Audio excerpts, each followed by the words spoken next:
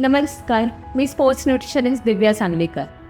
So जर का तुमचं वजन व्यवस्थित आहे पण पोट सुटलं आहे असं वाटत असेल तर हे एकाच गोष्टीचं निदर्शन करतं, ते म्हणजे लिव्हर हेल्थमध्ये कुठे ना कुठेतरी प्रॉब्लेम आहे, राईट.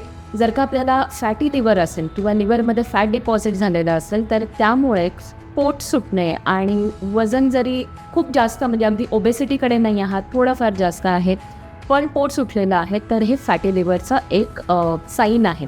सो आपल्याला काय करायचं आहे की फॅटी लिव्हरवरती कंट्रोल ठेवण्यासाठी आपल्याला आपल्या जे मेजरमेंट्स आहेत किंवा आपले जे काही नंबर्स आहेत वजनाशिवाय त्याच्याकडे लक्ष द्यायचं आहे. Okay, so there is something called as waist to hip ratio. Male आणि फिमेल ह्या दोघांसाठी वेस्ट टू हिप रेशो जो आहे तो जर का खालती दिलेल्या नंबर्सपेक्षा जास्त असेल तर मात्र तुम्हाला तुमच्या लाईफस्टाईलमध्ये काही बदल करणं अत्यंत आवश्यक आहे.